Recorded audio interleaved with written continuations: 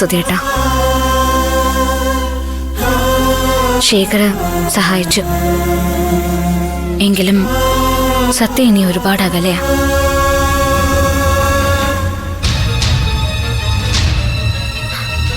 പക്ഷേ തേടിപ്പിടിക്കണം. തേടിപ്പിടിച്ചേ പറ്റൂ.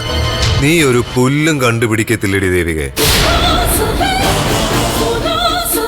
ആഹാ, എരിപ്പോയി കൊണ്ട് പാഞ്ഞെത്തിയല്ലോ.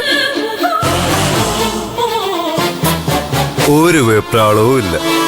നീ ഒരു ചുക്കു എനിക്കെതിരെ കണ്ടെത്തിയിട്ടില്ല എന്നും അറിയാം. കണ്ടുപിടിച്ചത് ചുക്കാണോ ചുണ്ണാമ്പാണോ എന്നൊക്കെ വഴിയേ അറിഞ്ഞോളൂ. ശേഖറിനെ കൂട്ടുപിടിച്ച നിന്റെ കളി അല്ലേടി?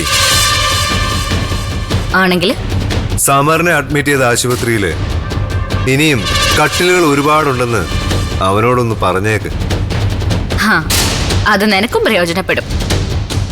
ആശുപത്രി കട്ടിലും ഐസിയും മോർച്ചറിയൊക്കെ. ആട്ടെ, എന്നത്തേക്കാ നീ നിന്റെ അന്വേഷണ റിപ്പോർട്ട് സമർപ്പിക്കുന്നത്? കമ്മീഷന് മുൻപാകെ നിന്നെ വിസ്തരിക്കാൻ വിളിക്കുമ്പോ നീ അറിഞ്ഞോളൂ. അതിനു മുമ്പ് കമ്മീഷൻ മേധാവി അങ്ങ് തട്ടിപ്പോയാലോ? ചുമ്മാ വരട്ടത് പോടാ. എന്തായാലും നിന്റെ കള്ളത്തരം പൊളിച്ചിട്ടേ ഞാൻ ഈ ഭൂമി വിടും. ആരോ പറഞ്ഞു കേൾപ്പിച്ച ചില കഥകളും കേട്ടറുകളൊക്കെ അല്ലേ നിന്റെ കയ്യില്? പക്ഷേ ശരത്തിന്റെ കയ്യില് അതല്ലടി.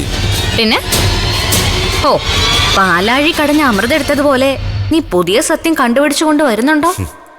അതെ, ജീവനുള്ളൊരു സത്യം, ജീവിച്ചിരിക്കുന്ന സത്യം. അത് നിന്റെ മുന്നിൽ വന്ന് നിൽക്കും. ആര്? അത് നീ കണ്ടറിഞ്ഞാ മതി. കാണുമ്പോ നിനക്ക് മനസ്സിലാവും.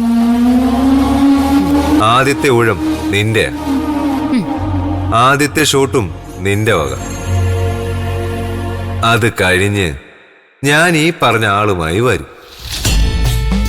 പിന്നെ നിന്റെ ഈ സുധിയേട്ടനെ പോലെ നിന്റെ ചത്തുപോയ തന്തയും സ്വപ്നത്തിൽ വരാറുണ്ടെങ്കിൽ അയാളോടൊന്ന് ചോദിച്ചാ മതി,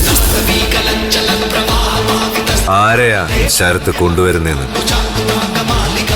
അപ്പൊ നിനക്കൊരു ക്ലൂ കിട്ടും.